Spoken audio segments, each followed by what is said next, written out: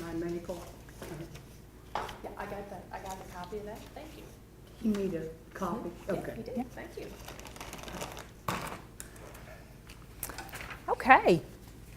So, well, welcome to Diabetes Self-Management class. And my name is Kim DeCoste, and I'm a registered nurse and a certified diabetes educator and a master licensed diabetes educator. And I have been working as a diabetes educator since 1984. So I've been doing this a long time. So it's something that I care very much about. And mostly what's exciting to me is to watch folks like you guys be able to come, get the information, put it into practice in your life. And most people say they feel better and more in control of their choices and the things they're doing when they have all the information that they need. So that's a very important thing. So I'm glad that you're here. And let Julie introduce herself. Good morning. I'm Julie Stever. I'm a registered dietitian, and I've been working in public health for 27 years. Kim and I started when we were really young together. Yeah. But I'm glad to be here today. I have a family trail, I guess, of several people that have diabetes, so I took an interest in it early on in my career as a dietitian, and I'm happy to be here today. Okay.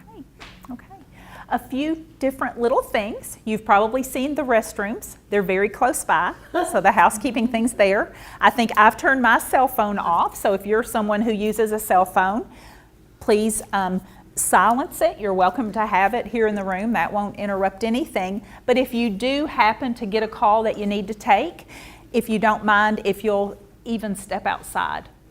Because believe it or not, I've had people like answer their phone and just, yes, hello, right during a class, and we're going to try to just not do that. So if you will take that. We will have breaks, you'll see on your schedule here, but if you find that you need a restroom break or a stand-up break or whatever before we get to that, please feel free to do that. This is your class, and as you heard, Julie and I have been doing this long enough that if we need to kind of get off track for just a minute and respond to a special question you may have that we didn't necessarily plan on doing, we can actually do that. So we will go ahead and get started. I'll let one other person that helps to coordinate the classes introduce himself first, and then I'll ask you all to do that. My name is Adam Lawrence. I'm the health educator for WEDCO for all 3 counties. I have been type 1 diabetic for 13 going on 14 years. So I do feel for you guys. You're not alone. Yeah. And, Okay. Kim and Julie are amazing instructors here. Amazing. So pay attention. Any questions, raise your hand. You're here to learn. Okay, thanks, Adam. Okay, and if you're okay, we'll start right here if you're willing to introduce yourself. My name is Linda Berger, and I got lost it because I'm a recently resident of Kentucky. I'm from Washington, D.C. Oh, wow. Great. And they have been fussing with me now for about 6 months on my A1C. A1C, uh-huh. And finally I gave in, and I'm on a 6.5 AC, something like that. So I told him I'd take metformin, the fast, the release one. Okay, So I started with that a month ago. okay, I try to eat healthy, and I always have. But wonderful. I've noticed with age Uh-huh, that I like carbs more than I've ever in my whole life. okay. Well, we like treats Yeah, but and I things, don't never we? ate bread or potatoes or pasta or anything up until probably 3 or 4 years ago. Well, the good news is Julie's going to spend a little bit of time today talking about healthy eating. And what you might find is that you can balance all those things that you like in. Right. So if you all are willing, whenever we go through, if you'll, like I said, say your name, and also one thing that you would like to learn from this class. You probably wrote it on your paper, already about what you would like to learn from the class. Would you share what you would like to learn from the class I'd like today? to. I do all the cooking at my house. Okay. I have a daughter, son-in-law, and a special needs granddaughter, and I actually retired, but I'm still working. I do all the cooking and everything at my home. So you need to learn about and cooking. my son-in-law is also in the same situation Okay. I am. I look at him eating and I know he's got to be in a worse shape than I am. So it sounds like food is He your is. food So is your what I need priority, to what you need to learn. do. Correct. Okay. Correct. Okay. Thank you, Linda. So Beth, if you'll tell us what you want to Okay. learn. Well, my name's Beth Bell, and I've had diabetes since 2007. Okay. And my father had diabetes and died of complications. My sister has it. I went off of metformin, and I'm on insulin now. Okay. And so it got more complicated, And I've learned to just keep them going, when I travel, and always taking this. That's good that you keep your supplies with you. That's great. Yeah, So because I have sometimes dropped or forgot because I was doing something, but I realize it right away. So it's foremost in my mind.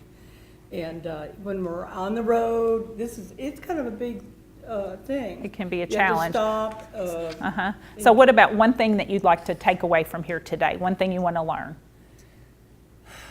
Food. Food. Preparation. So food. Yeah, That's. yeah, I think I'm the nurse. She's the dietitian. She's always Yeah. most popular. Yeah, Mary Compton. Hey, Mary. I guess I'm confused, Okay. and so I want to just learn more about it. I think I'm just over the line. Okay. As far as I Okay. know, I take one pill, Okay. and I eat healthy, Uh-huh. and it's stayed fairly steady. Okay. Good. But I would like to know more about, I do my own cooking. You do your own cooking. And love to cook. And so I would like to know something about the food exchanges. I've seen them Okay. on there, but I'm not Okay. quite sure what they mean Okay. It's a good one. or how they relate to me. Great. Thank you. Hi, my name is Claire Shefferfus. I'm a type 2 diabetic, insulin dependent, and have been. I'm sorry, I can't hear her. I'm sorry. Type 2 what? Insulin dependent. Okay. For 16 years because of gestational diabetes, Okay. which was really exciting. So you first got it when you were pregnant then? Yes. Okay. What I want to learn, I guess it's just a refresher course. It's been 16 years since I took a class like this. And that's good. I'm glad that you said, because a refresher course is important. And we kind of like to keep connected even, yearly, because things change. It's amazing. When Julie and I started a zillion years ago as diabetes educators, when we were both like 2 years old, there were 2 different classes of medicines. We didn't talk about carbohydrate counting. I'd laugh and I say, when I started as a diabetes educator, sugar-free Jell-O was new on the market. Mm-hmm. So that's how much things have changed. So you're exactly right, Claire. That's right. So you want a refresher. So anything else? That's enough? No, that's enough. That's great. My name is Barbara Goings. I Hi, had Barbara. diabetes for about 30 years. I had open heart surgery 2005 and got off insulin. Wow. Well, I thought I had it made and I just ate anything. Uh-huh. Didn't care. So I'm back on insulin and my sugar is constantly high, morning and evening. Okay. I don't eat but maybe 1 meal a day. I can't eat anymore. And I stay about the same size. I'm Okay. just having trouble reading carbohydrates and knowing how much carbohydrates to eat. Okay.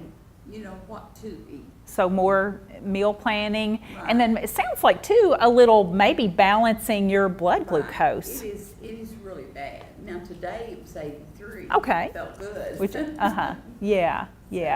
Okay, well, we're going to talk about all of those things, too. Okay, so thanks, Barbara. I'm Doug Michael. I've Hey, had Doug. type 2 diabetes about 15 years. Okay.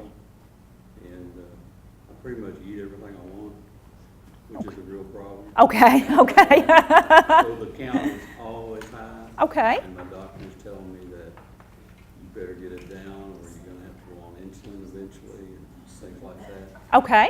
dialysis or whatever. But Okay. no real bad effects right now, it doesn't seem like. So- Okay, But I've got to get it straightened out. Okay. And it's mostly food, the exercise isn't that much of it, but, you know, I do need to lose weight. okay, But mainly food, to find out what I can and what I okay. can't. So another, like I said, the popularity contest is food. Yes, Claire? I guess I should have added that I also have diabetic neuropathy in my feet. Okay, Yeah, and so, you know, I don't know if there's anything I can do at this point to help that. okay, Excuse me, I have a disease from my diabetes in my stomach, they called it, but I don't know what it is. Makes my digestive system very hard. gastroparesis, is that the name of the one? No, we used to, A fancy name? yeah. Yeah. Well, we'll talk a little bit about those things. And so does it make your digestion move slowly? Oh, honey, I have a Yes. Okay. So that's important for Julie to know that when she's talking to us about food and stuff. Okay. Welcome. Glad that you're here. We're saying There was a big wreck. That's fine. We're glad that you made it, that you weren't in it. Okay, so Joan, real quickly, so this is Joan, and if you'll say, if you know one thing you'd like to learn while you're here at class.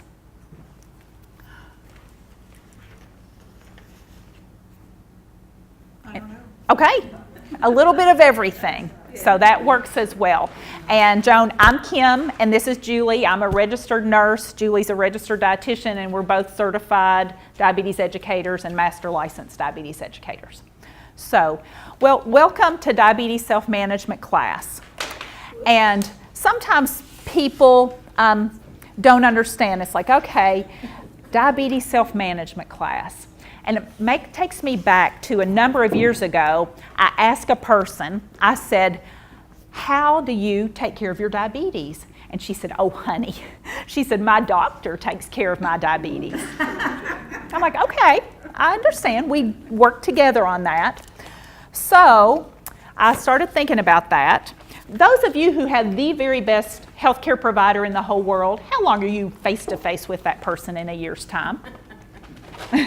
Claire laughs. In a year, In a year's time, 30 minutes. 30 minutes in a year. Okay. Well, sometimes people are, some providers are overachievers, and we'll give the benefit of the doubt and say 2 hours even. Okay. So I did a little math. There are 8,760 hours in a year. If you're with your healthcare provider for a couple of hours, if you're with Julie and me for about 8 hours today, that takes us down to 8,750 hours. So who is it that's really taking care of your diabetes? Who is managing your diabetes? Mary said, yeah, you are doing it yourself. So really, over 99% of the time, you're the person that's making the decisions.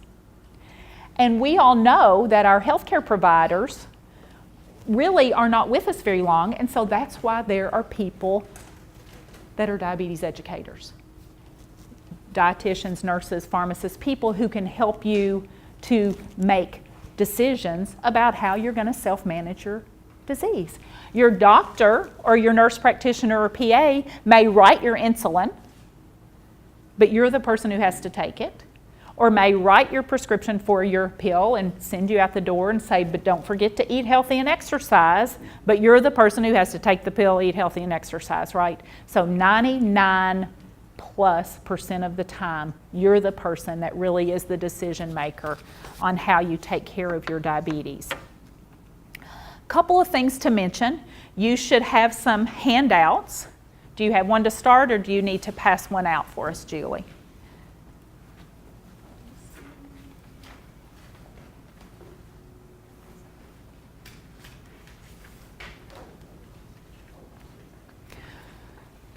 When we look at self-managing diabetes, we look at goal setting. We talk about behavior change goals.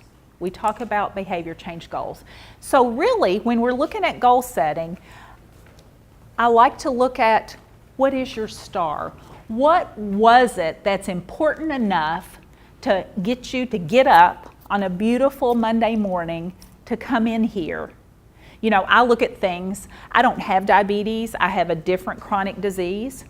And so knowing that I have that, what are the things that I do in my life to help me reach my star? Which maybe my star is to be able to be at my beautiful little 2.5-year-old granddaughter's wedding a number of years down the road and be healthy doing that. So what is it that makes it worth me making lifestyle changes to make me be a healthier person? Because you can be a healthy person living with diabetes. You can. You can. So what is your star? So I want you all to think about what your star is. And then the thing that we're going to look at today are what are the little tiny steps that you can take to get the star. So those are the little tiny goals. And we're going to talk more about that as we go through today. So a goal is a course of action that a person intends to follow. That's the fancy way of saying, what is it you're going to do, right? What is it you're going to do to get where it is you want to be? When we look at goal setting, I always say set small goals to start with. This is real. One time I was teaching a class a few years ago, and a gentleman said, I will lose 50 pounds in 2 months. Ooh. Not likely, and not even safe or recommended. So what would be a realistic goal? Well, we talked about it a little bit, and he changed that 50 to 5. So that's a realistic goal for him. Let your small goals lead you to the overall larger goal. So once I lose that 5 pounds, then I'm maybe going to set another goal. But even more importantly, how am I going to lose that 5 pounds? So maybe my real goal is I'm going to fill half my plate with non-starchy vegetables. I'm going to take a walk every day for 15 minutes around my neighborhood. Choose goals for yourself. I may look and I'll say, Mary, this is what I think you should do. But Mary knows what she's willing to do, right? I may have an idea what I think she needs, but she's the person who has to set the goal. And choose a goal you have control over. So let's just say Doug and I are talking, and I said, well, Doug, I have decided I'm going to walk on the elliptical machine. And he said, oh, well, that's cool, Kim. I didn't know you had one. I said, I don't. He said, so you're going to join the Y? No, don't have the money to do that. And he said, well, how are you going to walk on the elliptical machine? I don't know. I saw one and it just seemed cool. So I've set myself up for failure from the beginning, right? Because I don't have access to that. How many of you in here have ever set yourself up for failure? Please don't do that today, okay? When we talk about a goal, let's do something that you have control over and something you feel pretty confident that you can succeed at it, because I know that you can. Be specific with your goals. Make sure you say what you plan to do, how, and by when. So this is an example. I have done home health visits before. Went and talked to this lady. She knew she wanted to lose weight. Her blood sugar was running high, and she couldn't figure out what was going on. Well, she didn't have any measuring cups. She told me what she ate every day, and until she poured out her serving of cereal, I meant her 3 servings of cereal for breakfast, she didn't know she was eating that much. She didn't know she was eating that many carbs, and that was raising her blood glucose. So she set a goal for herself that she would buy some measuring cups by the end of that week, and she would begin measuring her portion sizes.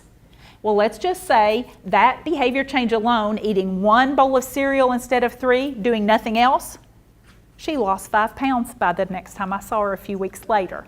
So little small changes. She didn't even know it was a healthy cereal. She didn't know. So be positive, say things that you will do instead of what you won't do. Write the goal on the paper so you can see it. So I'll share with you, my little addiction is Diet Coke. I don't do very well giving those up altogether. They don't raise your blood sugar. I don't believe they make me gain weight. But you know what? They're not that healthy for my bones. And I could used to drink probably about 5. You can too, Barbara. Every day. Every day. Well, it's like I said, it's not the healthiest for my. Drink a lot of water, too. Perfect. That's good. So you do some positive things with it. Well, so instead of me setting the goal that I will not drink 5 Diet Cokes a day, I set a goal that I will drink, people laugh at this one Route 44 Diet Coke a day. So I let myself have one of those great big ones from Sonic or what I call Polar Pop Island or whatever. I rarely drink that much now because I cut it back. Why the diet and not just regular? We're going to talk more about that. If you'll hold off on that, sometimes I'll maybe ask you as we go along. You may ask a question, I'll say, let's hold off on that because we're going to talk about that a little bit later and it'll make more sense. But that's a good question. But what I'm saying is, I'm going to say what I will do and not what I won't do. Because if I said I won't drink 5, I may have still drunk 4. So I've cut back exponentially. So that's just an example. So when you're setting your goals, you set them in a positive way, saying what you will do. Is it something you can reach? What are the barriers? Well, if I'm setting a goal to walk, what am I going to do when the monsoons that we've been having come? You know, or the ice storm. Let me tell you, the mall in Richmond was the hoppingest place in the world during the ice storm a few years ago. Walk in Walmart, perfect. We don't care where you get your steps as long as you get them, right? Did I give myself enough time to reach it? So as you accomplish your goals, make sure you start to work on your next goal. Because after all, each little goal is one more step toward reaching the star. We look at different categories of goal setting, and these are the topics that we're going to talk about today. Being active, healthy coping, healthy eating, monitoring, problem solving, reducing your risks for complications, problem solving for highs and lows, problem solving for little issues like maybe what do I do when I travel, what do I do on a sick day, and taking medication. So what we'll be doing at the end of today, and we'll come back to this slide right here, is writing down, picking one thing you're going to work on when you leave here. Because it's fine to sit and listen, but unless you take it and put it into action, I think you've missed a real opportunity. Anything you want to add to that, Julie? No, that's, I think I've got to grab my iced tea. we're still waiting on some extra handouts. Okay, we're waiting on some extra handouts right now. There come the extra handouts now, I think.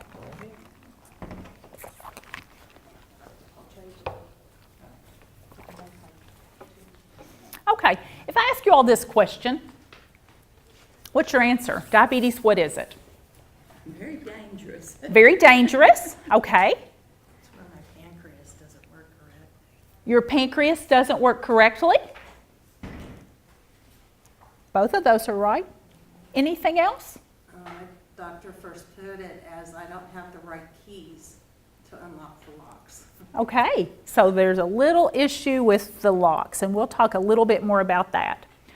So when you don't have diabetes, we eat food.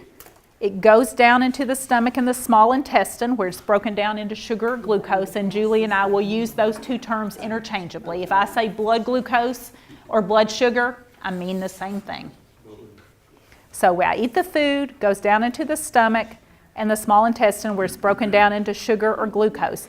That glucose comes into the bloodstream.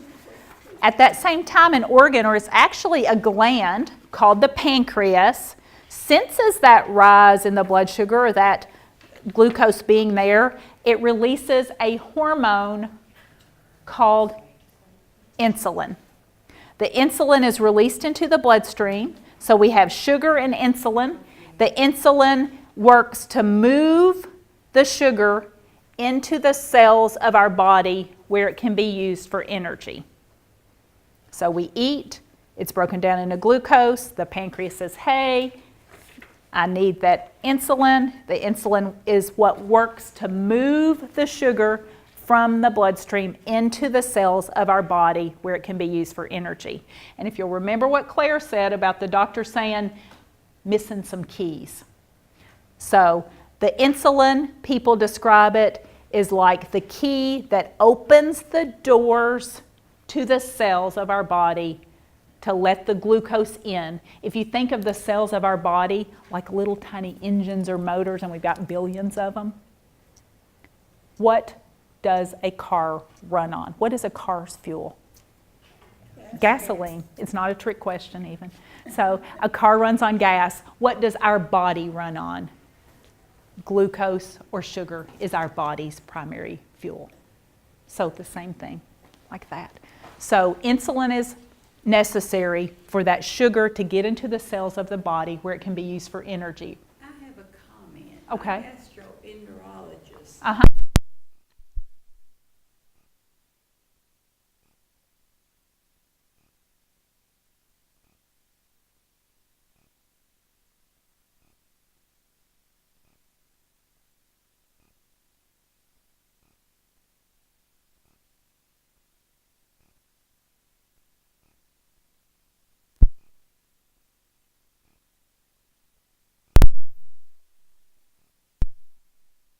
Your gastroenterologist doctor work closely with your endocrinologist or your diabetes doctor to help you get those two things balanced, of knowing how your insulin would need to work with that to not create problems. So the food you eat becomes the fuel for your body, and this is kind of what we've just talked about. The favorite fuel the body likes to use is glucose. We've already talked about this. We eat the food where it's absorbed for the energy, and that rise in blood glucose sends the signal to the pancreas to release the insulin. It happens in everybody. That's how it's supposed to work. It should only go up to a certain level and still be considered a normal blood glucose in our bloodstream.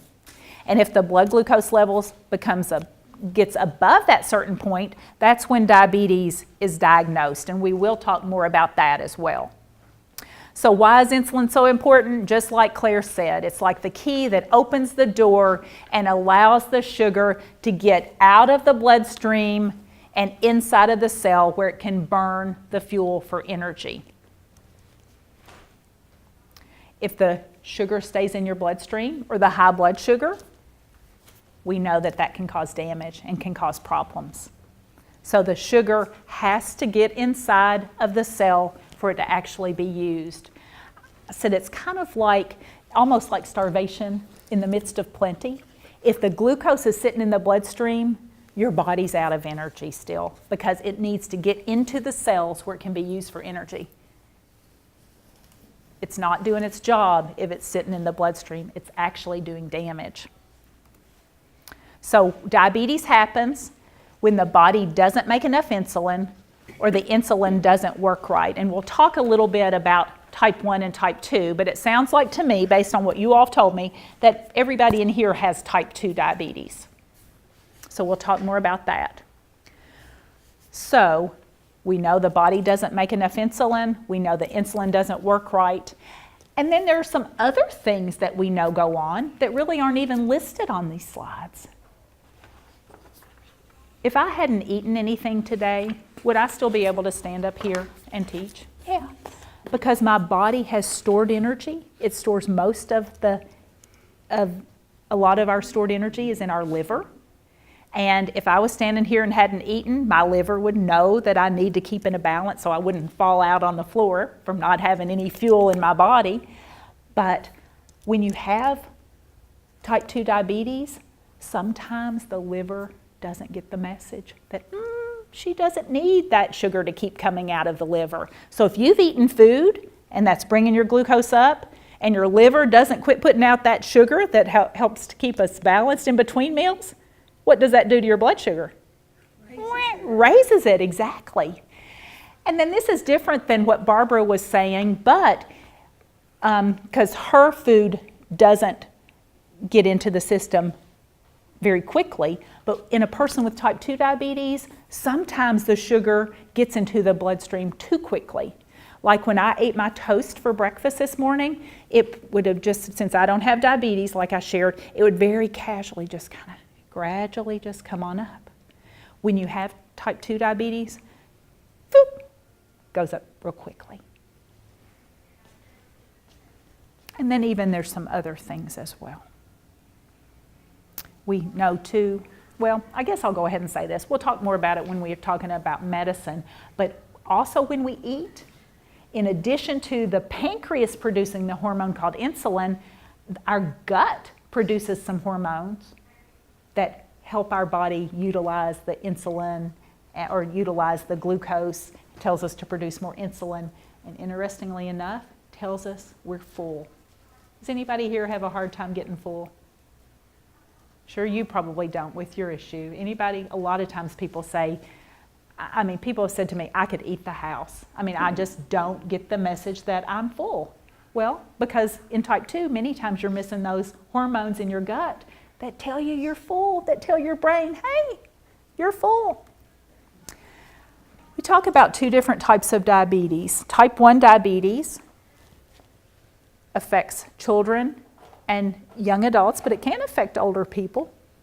But the pancreas quits producing insulin. These folks have to take insulin to live. Now, Claire mentioned, she said, I'm a type 2 who requires insulin. And that doesn't mean she's become type 1. She's taking insulin for blood sugar control. So those are 2 different things. These folks have to take insulin to live. If they did not take insulin, they would die within a fairly short amount of time. So the pancreas doesn't make the insulin, have to take insulin shots to live. How do we take care of it? Insulin is the number one thing, but everything else is the same as people with type 2. Meal planning, exercises, blood glucose monitoring, and education, learning what to do. Type 2 diabetes, if you'll look, the pancreas still makes insulin. The insulin gets into the bloodstream.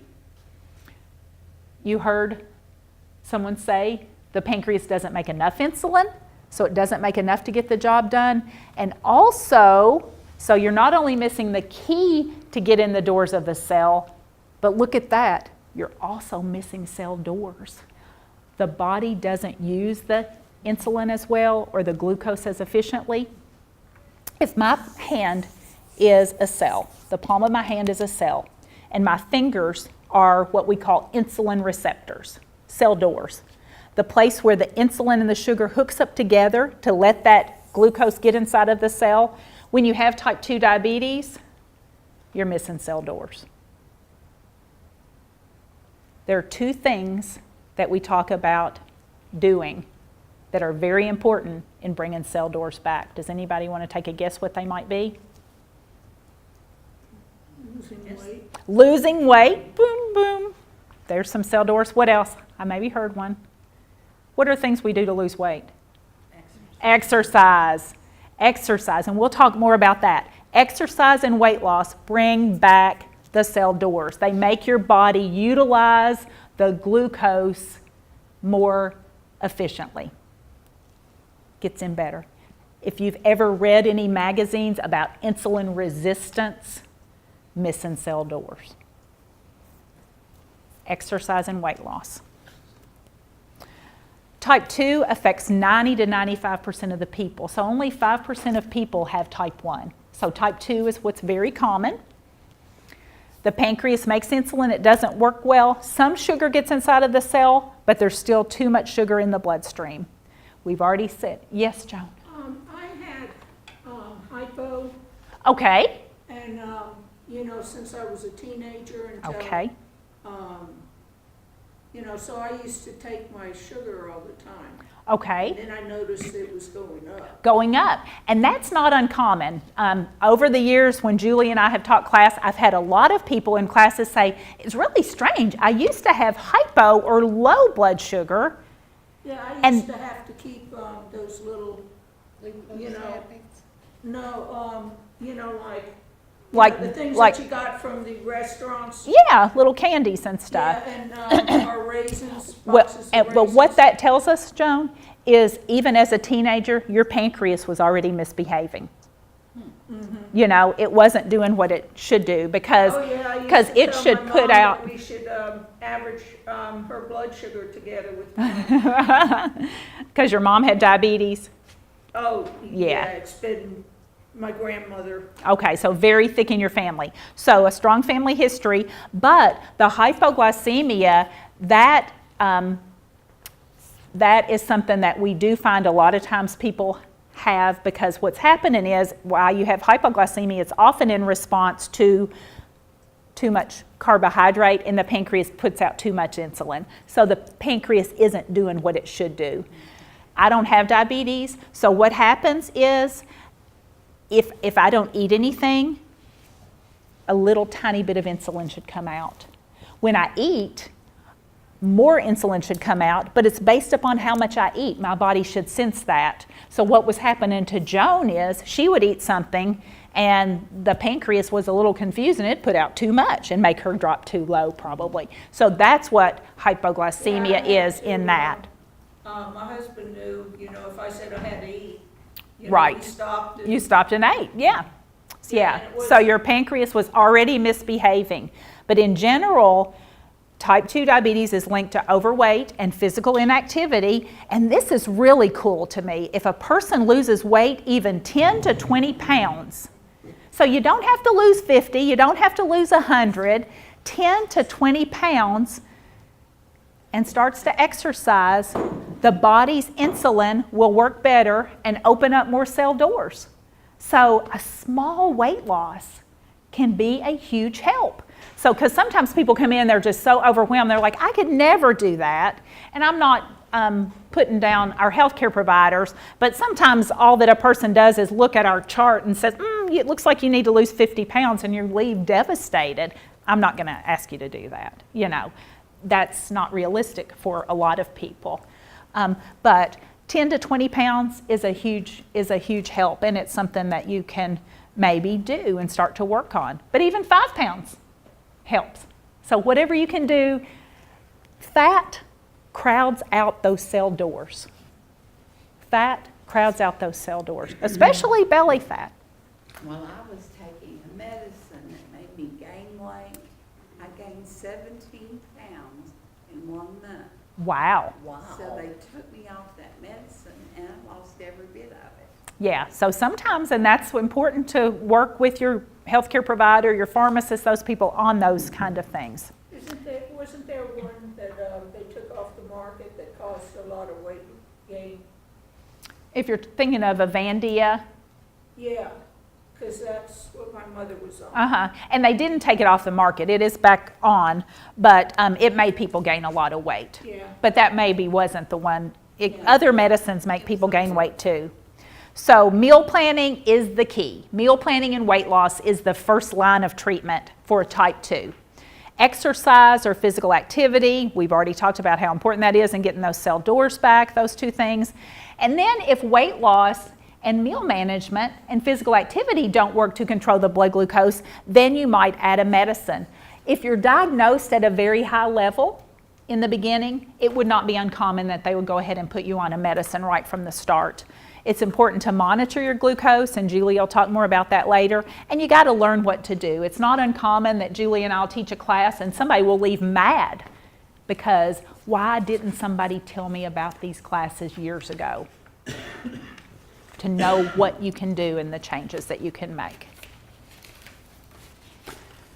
So we've already kind of clarified. So everybody here think you have type 2? Don't disagree with me on that one then. Signs of diabetes.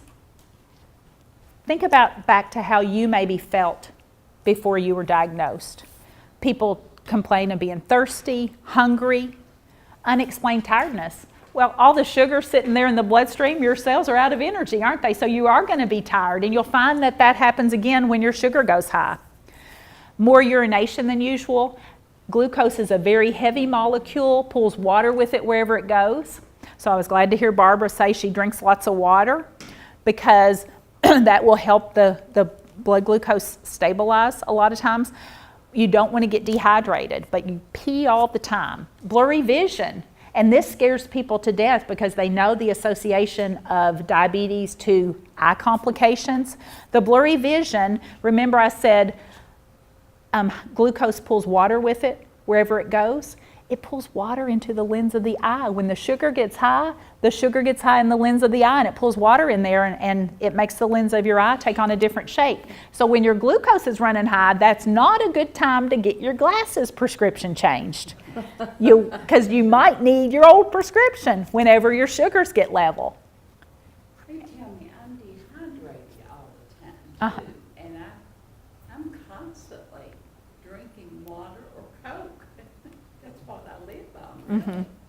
Well, the water's probably the better choice. Your Coke products or your Diet Coke has caffeine, and caffeine can be a No, diuretic. I drink The diet caffeine free. Yes. It may be something. Sodium, sometimes higher levels of sodium. They think they gotta drink more. I don't know. Yeah. Sores that won't heal. Infection fighters. Our infection fighters don't work as well when the sugar's running high, and germs love sugar like people love sugar. So they grow faster, and then the blood flow and all that kind of thing doesn't get there. The healing agents don't get to where the sores are as much, so you have sores that won't heal. Weight loss is mainly type 1, and some people have no symptoms. They go to their healthcare provider, they get their blood glucose done, and they are like, oh my goodness, blown away. But then sometimes after the sugar starts to get under control, they're like, I didn't know I felt that bad. I didn't know I was that tired. I didn't know that once they will feel better. So higher risk for diabetes, and we're not going to spend time on this, but it's in your slides. There are a lot of risk factors, and you all have already brought up family history is quite important. Claire also mentioned gestational diabetes. That's diabetes that occurs first during pregnancy, usually at the end of pregnancy. So what causes diabetes? We don't know exactly. We know those risk factors, We know type 1 is an autoimmune disease where the body starts to fight itself rather than fight an infection or something. So there are a lot of different factors that go into what causes diabetes.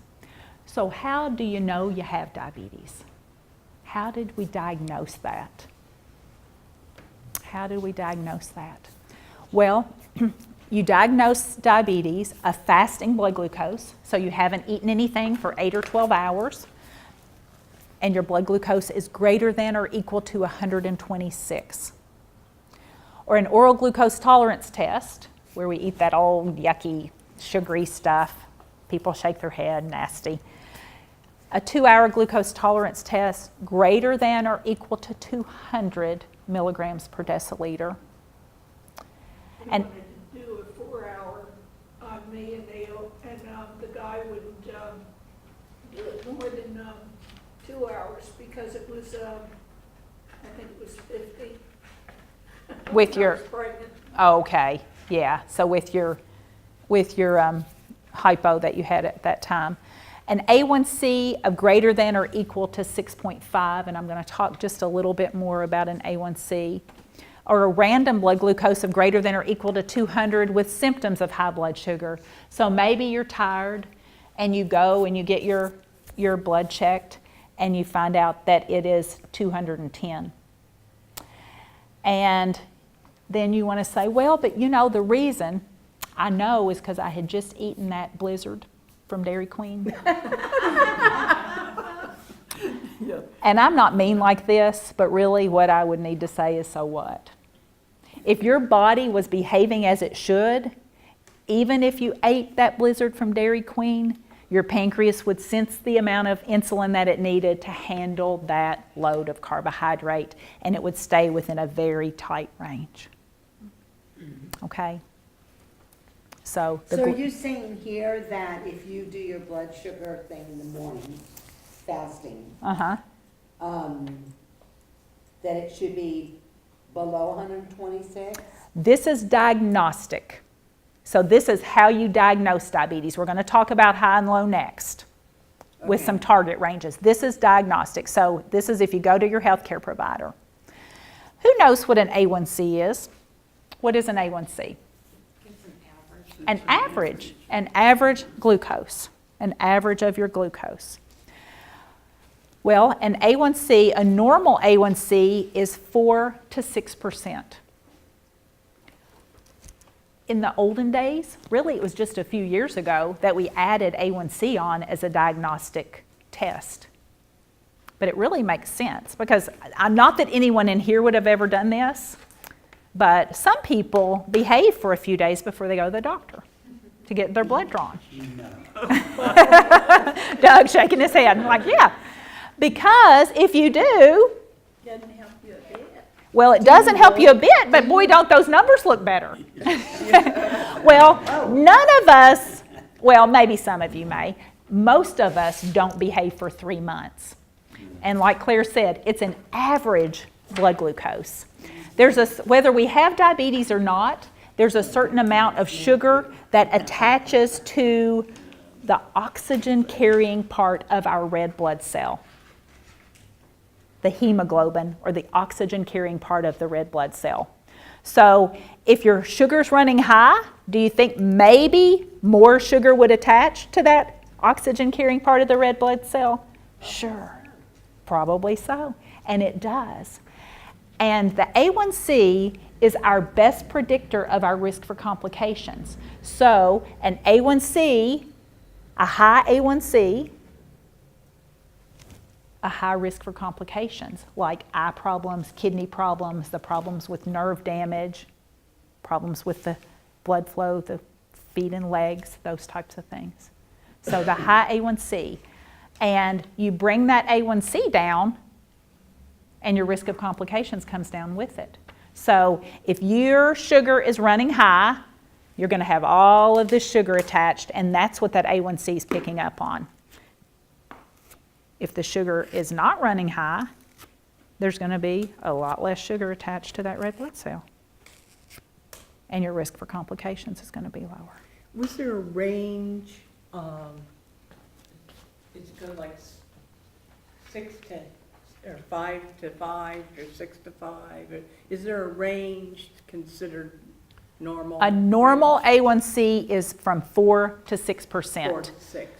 As a person with diabetes, typically your goal is less than 7%. But as we get older, or if we're little tiny people, a lot of times we say the goal is even higher. Okay. For a person who is 90 years old, it wouldn't be uncommon that we would say, okay, well, it's okay for that person to have almost a 9% or an 8.5% A1C. What does the age have to do with it? Well, because it matters less. You don't want to have the risks of the lows, which we're going to talk about in a few minutes. So a lot of times it's the lows, and this isn't like a. I don't want it to sound bad, but if you're 90, you have a whole lot less years to have to prevent complications. So you're more worried about those short-term complications. I know a lady who is 87 years old that drinks 14 regular Cokes a day and no water. None. And she has absolutely no problems with high blood pressure or diabetic or anything. She drew And the the doctor said, she drew the "You lucky should drink card. more water." She said, "I don't like water." She drew the lucky card. She drew the lucky card. Yeah. Yeah, huh? Really? Yeah, she was lucky. Like I carry a bottle of Yeah, water, she carries was lucky. a bottle of Coke. Because she's afraid that she's gonna go somewhere and they won't have anything but Pepsi. So your A1C, a diagnostic, is greater than or equal to 6.5. But I told you a 4 to 6 is normal even. Okay, a 4 to 6 is normal. So it's important that you know Diabetics? a 4 to 6, no matter who you are, a 4 to 6% is going to be a normal A1C. That doesn't necessarily mean that's your goal, but a normal is 4 to 6%. Diagnostic. Can you get down to that if you're on your medicine, you're exercising, Yeah. you lost Yeah. weight? So it's not something that you're stuck with? No. If you get it, if you move it, and that's what a goal is. That may be your star, to get your A1C less than 8 or something like that, whatever it is. And that may be your star. A normal blood sugar, fasting, is less than 100. Is less than 100. A normal fasting blood sugar is less than 100. Gosh, I want to be under 150. Well, I'm telling you what normals are, so goals may be different. We're going to talk about that. So if you remember, I said a normal is less than 100. Diagnostic for diabetes is greater than or equal to 126. So that gives us some numbers in between, doesn't it? So a blood glucose level fasting of between 100 and 125 would be pre-diabetes, a window of opportunity to make changes to keep you from getting diabetes. And remember, I said less than 200 is diagnostic for diabetes. A normal after a meal could be up as high as 140. So 140 to 199 would be a random blood glucose that's in a pre-diabetes range. And then an A1C of 5.7 is pre-diabetes. Make a note that we need to add that. Just the 5.7 to the pre-diabetes slide. Okay. Can you say that again, or is that in here? What were you? All right. You got your If you're fasting, a fasting glucose normal. between 100 and 125 first thing in the morning and no food, no nothing. A fasting glucose less than 100 is normal. We're going to talk about targets for people with diabetes in just a second. No, I'm right here now. And then random. No, which this means- is a diagnostic for pre-diabetes. Gotcha. Okay. This is diagnostic. How do you Oh, it know is you've got it? diagnostic. This is Okay. diagnostic. Okay. Yeah. So fasting 100 to 125, random 140 to 199, or an A1C of 5.7. What are our target blood glucose levels for a person with diabetes? I want to point out that Julie and I don't make these numbers up. We don't make these numbers up. Every year, the American Diabetes Association puts out standards of medical care in diabetes. That's where I learn what the diagnostic criteria is. That's where I would know what a blood pressure goal is. That's where I know what our blood glucose targets are. It's my health that has all the numbers. Okay, They're gonna do okay, okay. and I'm gonna just pass Julie's going to pass out a magnet. Is this for the pre-diabetes? So this is one that you could share with family members, but these have the numbers on it that we were just talking about. And they're in your slides as well. So a person with diabetes, we have target blood glucose levels. Before meals, a goal would be 80 to 130, and this is according to the American Diabetes Association. Like I said, If you have diabetes. if you have diabetes, these would be some goals. You can talk to your healthcare provider to make sure these are the right goals for you. Well, mine has been 500 and something fasting in the morning. And that's definitely out of range, right? That's Right. definitely Well, out of I range. went into a coma with my diabetes. Okay. They worked on me for 4 hours. Uh-huh. And they had my mother sign a paper to okay to put something in my, right in my vein. And they told my mother if I had family to have them come in Uh-huh. because I wouldn't be there the next morning. So you were very sick. My head swelled double its size. Okay. I Okay.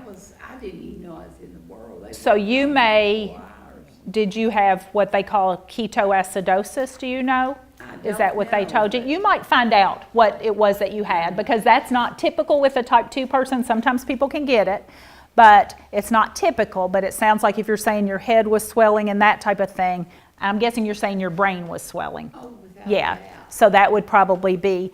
But anyway, target blood glucose levels. Before meals, between 80 and 130. After meals, less than 180. Before bed, if you're on insulin, talk with your healthcare provider about what your goals should be. Otherwise, it should still be, you would probably want it to be back to a before meal range, But talk to your healthcare provider about that. In general, a goal would be an A1C less than 7. If you'll look in your folder, you have a handout.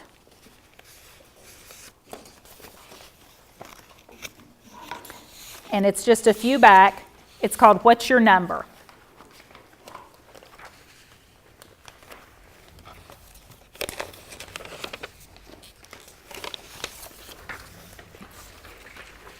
There you go. Thanks. Get it? What's your number? So your what's your number talks about an estimated average glucose on there. So we say in general a goal is an A1C less than 7. I've already mentioned that higher or lower may be right for you. And an A1C of 7% is equal to an EAG, which E stands for estimate, average glucose of 154. So if you know what your A1C is running the last time you were there, look on this chart and see what your average glucose estimate would be. Okay, so if you know that's where you were, so that's doing very well. I had 7.9 was mine. Okay, so you would probably This go right here. closer to the 8. So right there's where you would be. Yeah, so you can look and you can see. So that helps you know kind of how it's going as far as your blood glucose control, and do you need to move down a little bit, or are you where you need to be as far as that goes? So an A1C is close to 6% without low blood sugars. So the overall goal is less than 7%. Less than 6% without low blood sugars could be a goal for some people. And this is a conversation you want to have with your healthcare provider, what your goal should be.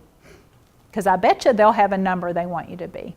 So when we talk about controlling your diabetes, sometimes we say we look at the ABCs.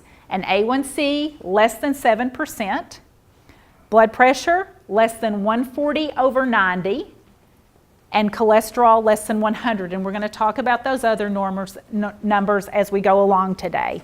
So if I were to ask you, in general, what is a goal A1C? Less than 7, exactly, less than 7%. And these are the numbers, because oftentimes we only focus on glucose. Well, we need to focus on other things as well that help you with being healthier. Just remember, diabetes is common, so there's lots of people who have it. About 10% of all Kentuckians have diabetes, and it's controllable. Because of the whiskey? Has nothing to do with whiskey, I don't the think. bourbon? Nothing to do with that. Okay, have the next set of handouts.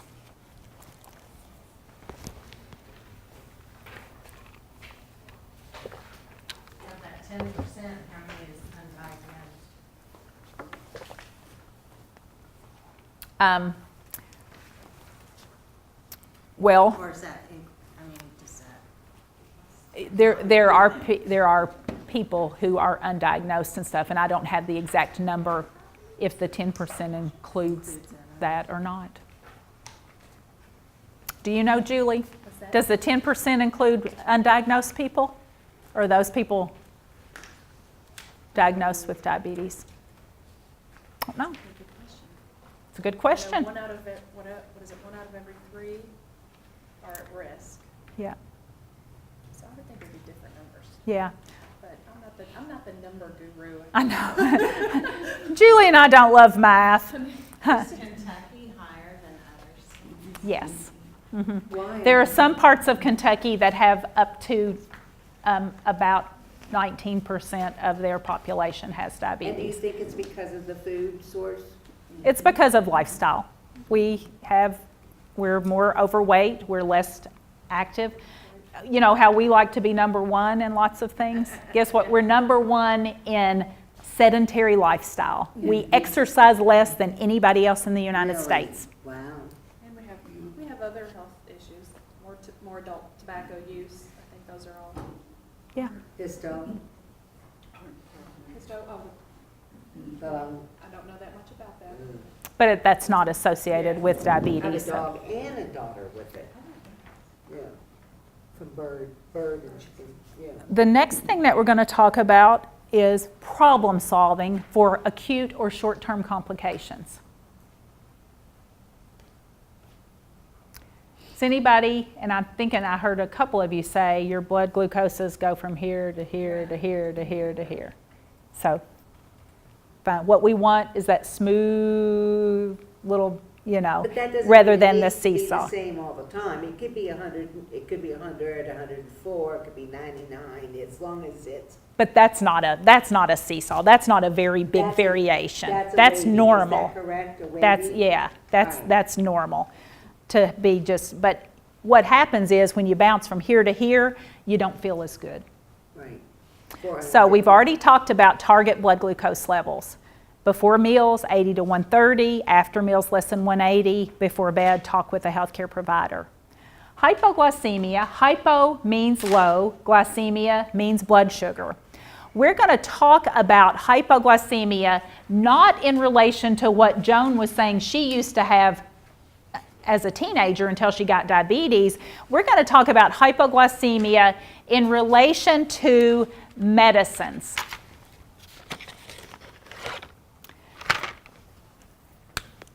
Some medicines. I didn't get what medicine Doug was on. That was the one. Adurion. I don't know if there was another one. Okay. Are these all of the medicines that people are on? Let's see. I don't think we can see right there. Let's go. Can everybody see if I'm over here for a minute? Metformin, Onglyza, Bydureon, and insulin. Are there any other pills? Januvia. Need the blue one. Okay, any other pills that anyone else is on?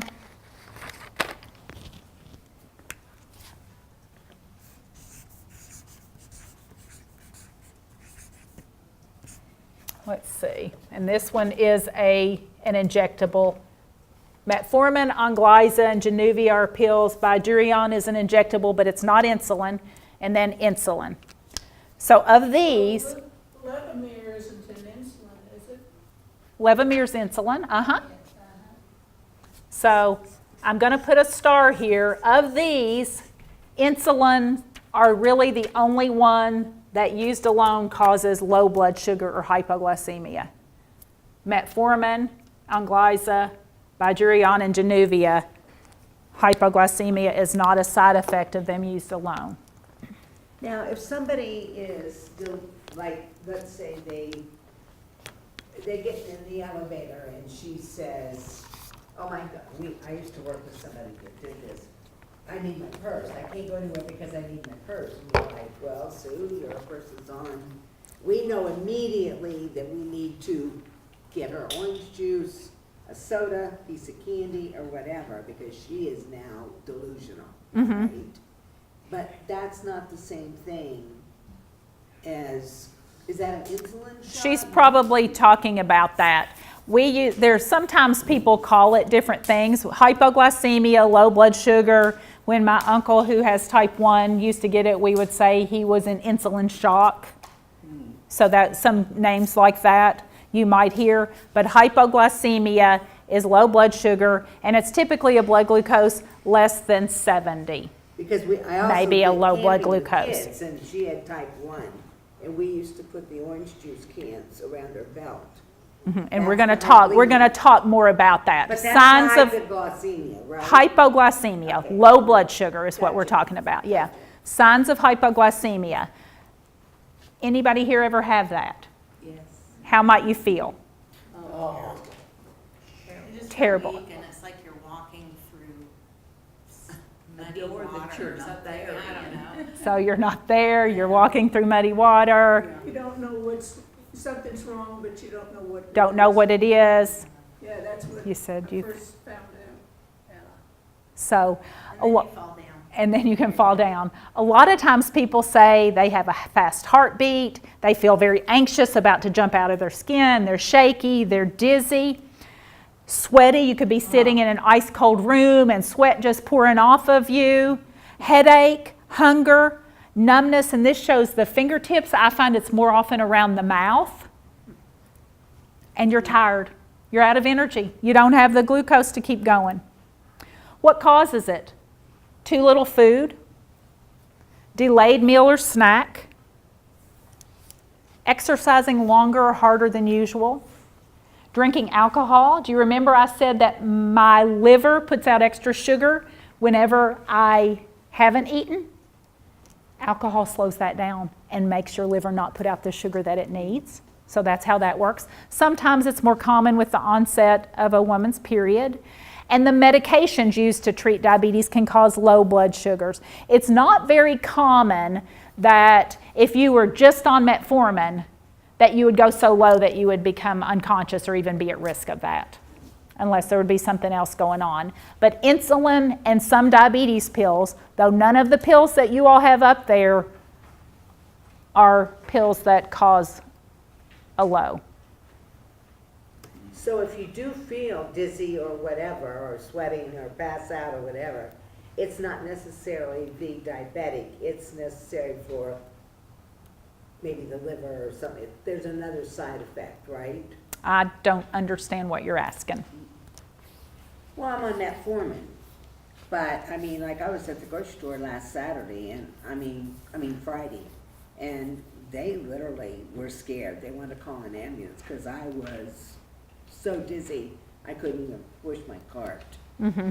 And that could have been related to something else. How might she know if it was her diabetes, if her blood sugar had gone low? She needs to test it. So you would want to take your monitor with you wherever you are, to the grocery or wherever you are. Right here. She said she held her bag up. Beth said, I always carry my stuff with me. That way she knows if she's dizzy at the grocery store, she knows because she can test her blood sugar. And that would be the appropriate thing to do, is to, if she thinks she might be low, test your blood sugar. If you can't test, treat as if you're low. Eat or drink one emergency food, and we're going to talk about what those are. Test your blood sugar in 15 minutes. So we're waiting 15 minutes, and this is the hard part, because those of you who've had lows know you feel like a dog during that 15 minutes you're waiting. But what if you don't wait and you keep on eating? Woohoo! So Claire's got it. You're going to go so high. So test, treat, and then wait 15 minutes. And if you're still low after 15 minutes, repeat the process. That's what you do. It's the rule of 15. The rule of 15. Test, treat, wait 15, and if it's still low, treat again. Okay? Now, if you are out and about, let me just say, if you're out and about and you haven't eaten, but you're not on these and you start to feel a little shaky, grumpy, those things, I get that if I don't eat either. Guess what you're supposed to do? Eat. Yeah, I mean, use good common sense. Eat regular meals. Do all of those things, and that's going to help you. Emergency foods, what are we talking about? Well, we're talking about our 15 grams of carbohydrate. My favorite are probably the glucose tablets. My favorite are the glucose tablets. So 4 of those, 4 grams of carbohydrate each. So that gives me 16 grams of carbs. Well, She wouldn't eat them. these are fruit punch. My favorite are orange. Yours are grape, so yeah. So, and if you don't want to have those, there are some other things you could have as well. You might eat some peppermints. You could have probably 4 of these. You could have not this whole box of juice. That is 26 grams of carbohydrate. So to me, that's not one that I would necessarily have there, because I would probably drink that. Total carbs, this is 19 grams. This has mixed like fat and protein and that kind of thing. It will bring it up, but it may not bring it up as quickly as your straight sugar. So, if I didn't have something else, I would use that. Sometimes people will use like a skimmed milk, which also has protein and stuff, but you can use that, to treat, because it's the right range. 15 to 20 would be an okay place, and that's 19. So if that's what you have, that would work. But you might have part of that juice, not a whole can of Coke or Mountain Dew or whatever, 1 cup, so a half a can. We know that like a bottle of Pepsi like this, let's see, has, wow. Like if you were to drink this whole bottle, if you were low, you would have had about 70 grams of carbohydrate. So you would have treated 4 blood sugar, 4 lows. Those little mini cans of pineapple juice. The mini cans of pineapple juice. You know those little silly cups of orange juice that you have at the hospital? That's 1/2 a cup. So 1/2 a cup of juice, 1 cup of skim milk, your glucose tablets, 1 tablespoon of honey or jelly. You have to read your Lifesavers or mints or whatever to know how many. I used to give insulin to a little boy at a school, and he used 4 Starbursts. I had a patient who her favorite candy was Sugar Baby, so she kept a fun size pack. Well, if I kept my favorite candy with me, I might not have it when I needed it because I would probably eat it. So that's not always the best. But if you have self-control, you could do that. The glucose gel, these are not the favorites because they don't taste that great. But let's just say a person gets a little confused, and this is someone else even could help them with this. And I would take the lid off. I would kind of open up the cheek pocket and squirt this inside of the mouth, rub that. You would come around enough that then you could take the rest of it and be able to treat the low with that. If it's mealtime, go ahead and eat a meal. Used to, we told people you always have to treat and then follow up with a snack and all that stuff. They don't say that anymore. Well, So, grapes are high in sugar. Is that correct? Grapes? they're carbohydrate, and we're gonna, yeah. Because my mom used to. That would be hard to eat grapes quickly enough to get your sugar where you wanted it to be, so that's a not, small bag of them in the Uh-huh. car with her or whatever. Yeah. She was hyperglycemia. She was not a diabetic. She Okay. was hyperglycemia. yeah. I would not put grapes on the emergency food category, even though they could do that because you can get confused and I would be scared you might choke. You don't want something But that's you're hard talking to eat. emergency, like I was talking about this lady in the I'm elevator. talking, well, we call them emergency foods because they're what you use to treat a low. Gotcha. You know, we don't want it to be a 911 call. You should be able to self-treat, or that's what you hope.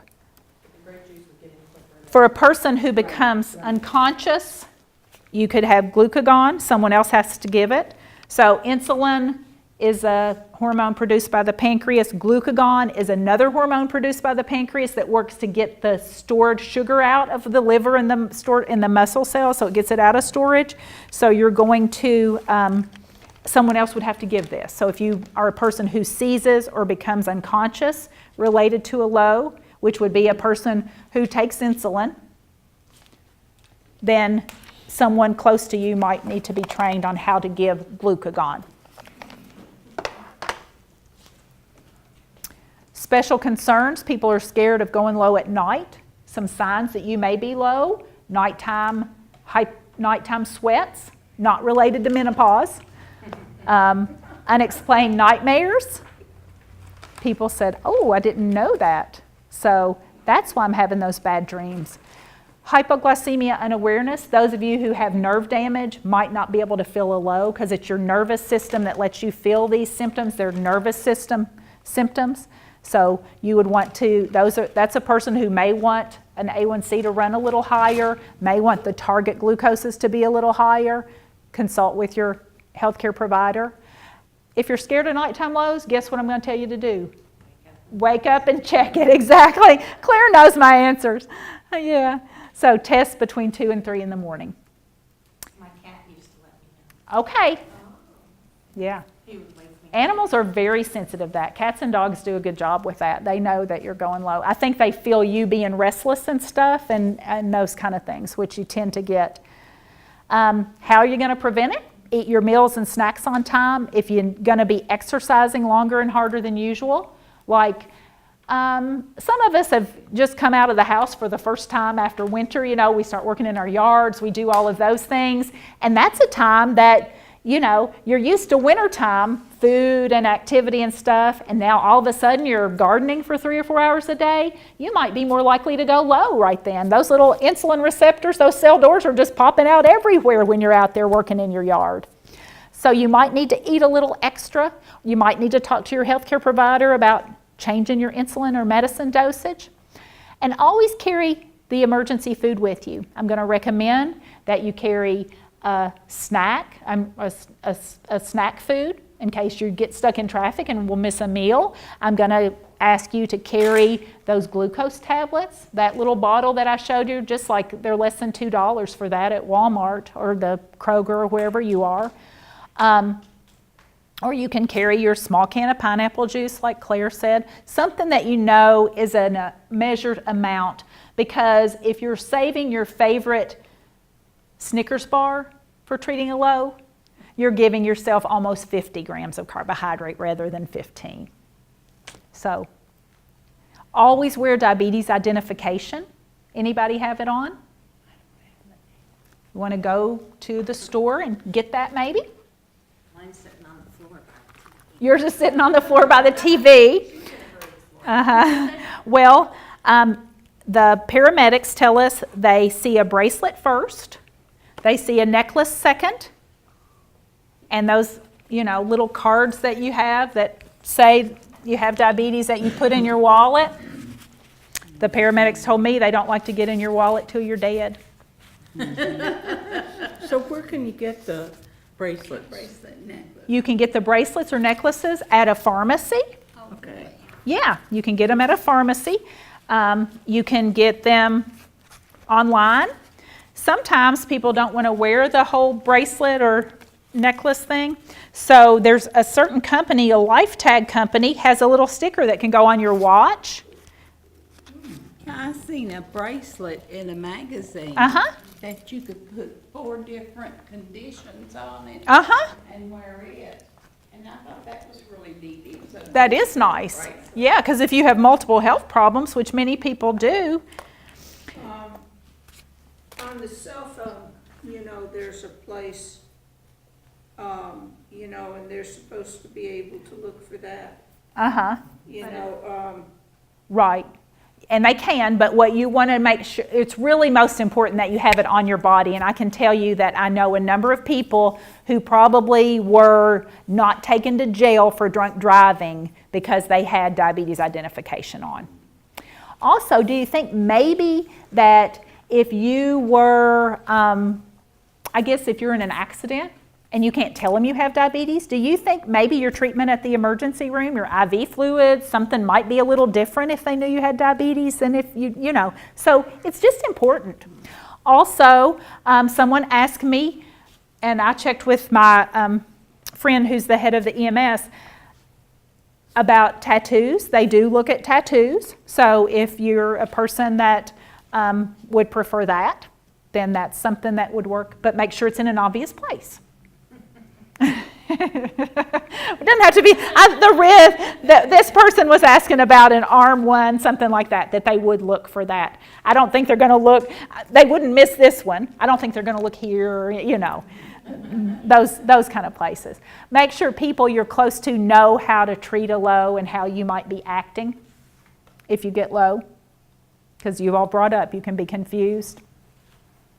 That's hypoglycemia. Any questions on lows? So if I say to you all, how do we treat a low?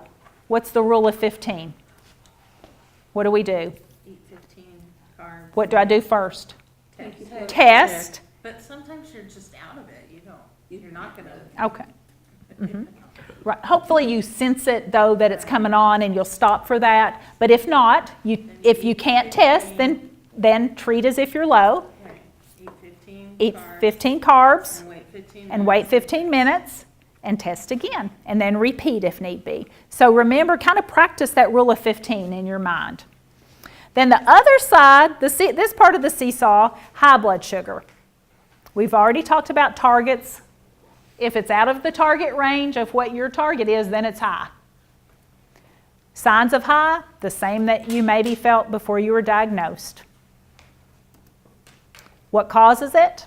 Eating too much, missing exercise, missing a pill, not enough insulin, maybe your medicine needs to be adjusted, sickness or stress, and we're going to talk about that. A physical stress, like being sick, or an emotional stress can cause the sugar to go high because those stress hormones act against insulin.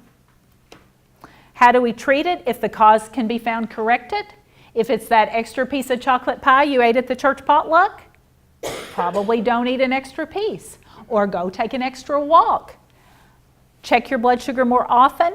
If on insulin and your sugar's high, you might need to check your urine for ketones. So I don't know if that's something you do, Barbara, to check for ketones and stuff with you having that other experience before. But ketones, well, when I've gone to diabetes camp, for the 20 weeks of my life I've spent at diabetes camp, if a child has the high glucose when they wake up, it's like you got to pee on a stick. So you would urinate on the stick, compare the color, and it would show if there are ketones spilling in your urine, which are a sign. I've never been Uh-huh. taught to do that. And you might ask, and maybe at lunchtime we can chat a few minutes more about what happened with you and see if that's something we think would be appropriate. They're over the counter.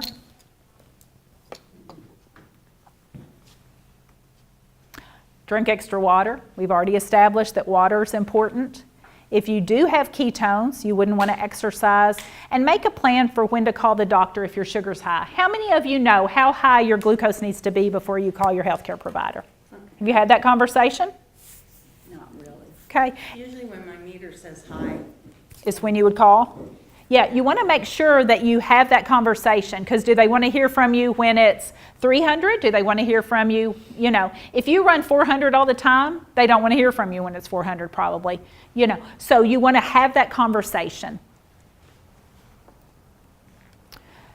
We're not going to spend time on either of these, but life-threatening conditions, diabetic ketoacidosis, and the hyperosmolar hyperglycemic state are very high glucose levels. That's probably what you're talking about, Barbara. We don't know whether it was the DKA, but it sounded like maybe so. But they're very high, very dehydrated, a lot of those kind of things, and life-threatening conditions. My mother used to, anytime her blood sugar would go into 250 or 300, she had an infection. Okay, yeah, so infections. Okay. And I sleep. I mean, I can You get respond very to tired. like Is this that. the low? The acute comps, right here. Yeah, this is the sick days. Do we have sick days? Okay, it's on here. Okay, okay.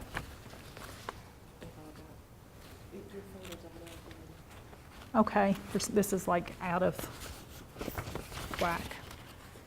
My slides aren't right. Okay.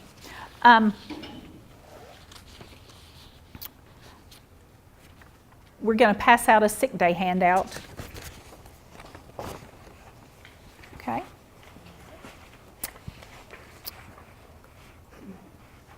And I'm going to ask you all, instead of following along the slides, because it looks like maybe I've gotten my slides a little bit out of sequence, we're going to follow the sick days. Is this different than the other goal setting then? Because there's a goal setting on here. There will be a little goal setting just to kind of encourage you to think about goal setting as we go through the day. If you have a hard time, I know you've said that the highs and lows, that's an issue for you. So that may be someplace where you have a goal to set. I don't know. So that's all personal. Okay, so Julie's passing out the sick day handout. Okay, so this is problem solving for sick days. Well, it's not really sick day season right now, but people have been getting sick. We've had an extra long flu season this year. So it didn't seem to go away after winter was over. So problem solving for sick days. It's very important that we look at what we call sick day rules. Because a lot of times people think, oh, you know what, I'm vomiting, I'm not eating as much as usual, I don't need to take my medicine. But remember I said sickness makes your sugar go high. So it's very important that you take your medicine. So always take your medicine, even if you can't eat. Test your blood sugar more frequently. If it's high, you might need to check for ketones. Rest. My mom was always one of those people, now Kim, get up and you'll feel better. She was right about a lot of things, but that's one I'm going to tell you, if you're sick, rest. Resting is important. Exercising, if you're sick, can make your sugar go up higher. Can make your sugar go up higher. Try your best to eat your usual diet. Drink extra sugar-free liquids. Here we go back to make a plan to call the doctor. When you say sugar-free liquids, what are you talking Okay, that's a good question. Good question. Sugar-free liquids would be like a diet drink, would be like water, would be like Crystal Light lemonade. Well, I have found these. They are zero sugar. What about iced tea? Sparkling Iced tea? What, that one's pretty. What is that one, Barbara? Kiwi strawberry. Kiwi strawberry, so a drink like that are sugar-free. Kroger. Uh-huh. All of those kind of things. Those are good. So that was a good question though, Doug. So iced tea, What about caffeine? sometimes When you're sick. you can still drink the caffeinated beverages if you choose to, you know, if you choose to. Iced tea with no sugar. Iced tea, unsweetened, sugar-free beverages, right? Yeah. So that's what I'm sipping on right now. I have my unsweetened iced tea right now. Have my unsweetened iced tea.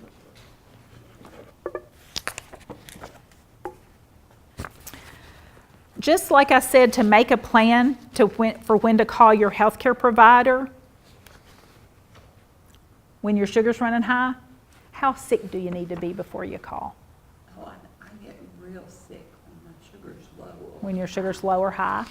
But I'm talking about like a flu kind of a bug or a virus or that kind of thing. Like, you know, have you ever had that conversation with your healthcare provider? Because it's more important for you if you have diabetes than it may be for a person who doesn't. I would think Because diarrhea and vomiting would be the main cause. Would be something, a Because reason to of call. So just dehydration and ask. Medicine and. Yeah, you know. ask your healthcare provider when to call.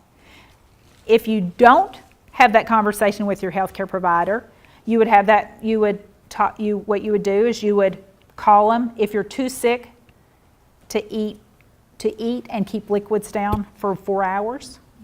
If you're not able to eat regular foods for more than a day. If you have severe diarrhea or severe vomiting. If your blood sugar stays high, it's going to be very important to call. For a person with type 1, if they have rapid weight loss or ketones, and call the doctor if you're more sleepy than usual if you have type 1. The good news is sick day foods are the same as everyday foods. Here's the call the doctor if part, and that's the type 1s. So you don't have to learn anything new for your sick day foods. Your chicken noodle soup, your broth. We've already talked about the beverages. Well, how If can you are eat and, drink anything like that if, you're, yeah, I mean, I was able to, take about 2 saltine crackers, like the okay. next day. Yeah, and it can be hard. If you're on insulin, strongly encourage you to have 10 to 15 grams of carbohydrate per hour you're awake. Good old popsicles. And that would not be a sugar-free popsicle when you're sick. We're looking for the 10 to 15 grams of carbs. That may be the time that you want to have a regular soft drink to sip on. What did I always had 7-Up or ginger ale when I was little, and I would be sick and I would have something. So regular 7-Up or ginger ale. I would always have potato soup. But you only get a half a cup.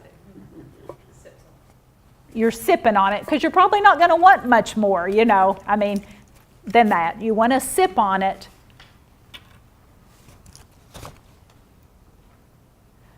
You also, I think, have a booklet in here too. Let's see. No, maybe it's not there. I'm sorry. Okay. How many times a day would you test if you're sick? Is there like? You would probably want to test every 4 hours at least, and if you felt weird, if you felt low, that's going to be an extra. Do we have any of the Crames books over there? Because there's also lists of sick day foods in that if we do have those. Special sick day considerations. Be ready for sick days. Have needed medicines and supplies on hand. So like I said, you would maybe want to have something. That may be a time that you would make sweetened iced tea, sweetened with sugar. You would want to make sure you have your glucose tablets. If you are at risk of low, you might be more likely to go low or very high. So you're going to want to have extra insulin, but also glucagon and treatment supplies for the low too. So extra insulin because you're likely to go high. talk to your pharmacist. Our pharmacist is our friend. That's what I say. We miss out on talking to the pharmacist a lot of times. Before the flu season comes around, go and say, hey, I have diabetes. These are my medicines I'm on. What medicine over the counter would be best for me to have at my home to help to treat those cold and flu symptoms? So be ready for it. Don't wait, because when you're sick, you're not going to feel like going out and getting anything. Those sugar-free medicines like cough syrups and stuff would be a good plan, but the pharmacist is our best friend in helping us figure these things out. What about vaccines? You have a form in your folder. Vaccines for adults with diabetes. Flu shot, how many times, when does a person with diabetes need to get a flu shot? Every year. Every year, exactly. What about pneumonia vaccines? They say you get one and that's all you need, and then I've heard you get one every 5 years. Okay, Different no, things. okay, good. I'm glad that you said that. So you've got the vaccine one right there. So the pneumonia vaccine, you get one. If you got it, if when you turn 65, if it's been more than 5 years, you get a booster. But last year, they brought out a new pneumonia vaccine. So there are 2 different types, and you want both of those. So if you haven't had both of those pneumonia vaccines, talk to your healthcare provider about that. And here they are. One, they have little abbreviations, PPSV, Pneumovax polysaccharide vaccine, or Prevnar, PCV. So this tells you have both of these vaccines. I have a question. Uh-huh. I got a pneumonia vaccine, Uh-huh. but I don't know which, how do you know? which How long has it been since you got it? I think it was 2 years. Okay, it's probably going to be the old one, and just have that conversation with your healthcare provider. So it doesn't matter if you get, like one, another one the next year? Right, there's a sequencing that they actually tell you on the guidelines. Let's see, all adults need to get vaccinated with the Pneumovax. If you haven't been vaccinated, you want to get the 1 dose. You may need the one-time dose of Prevnar, depending on whether you have certain high-risk conditions. So that would be what this would be. At age 65, you'll need a dose of Prevnar if you haven't received it previously, and a second dose of Pneumovax, provided at least 5 years have passed since your first dose. And they're usually spaced 1 year apart. So just talk about it, because it's, they're age-related, and there's certain immunization vaccine guidelines that you want to follow for that. So have that conversation. I'm telling you, lots of conversations to have with your healthcare provider. And then hepatitis B vaccine, they actually added that in Well, I also noticed a couple of here that years the ago. The whooping cough is on this list. Well, these are just generally for adults. These are general vaccines that for adults, for adult with diabetes. If you're taking care of children. There's a lot of these. So we're not going to, because we don't have time to get into a lot of this, but this is for you to review. But the ones I want to lift up are pneumonia, flu, and then the Hep B is the one that they changed before. Some of them are the same things that all adults need, but these are ones that are very important. Flu shot and pneumonia, people are hospitalized or die from flu and pneumonia every year, and when you have a chronic condition, you're at a higher risk, and so that's why it's so important. Why do we need a hepatitis B shot? What is that? Well, a lot of times it's because of the needles and that type of thing is why they've changed that now. Needles so much. Yeah, and the finger sticks and the insulin needles and stuff. Okay. Nurses have to have that. Yeah. Okay, everybody stand up. And let's take a little break.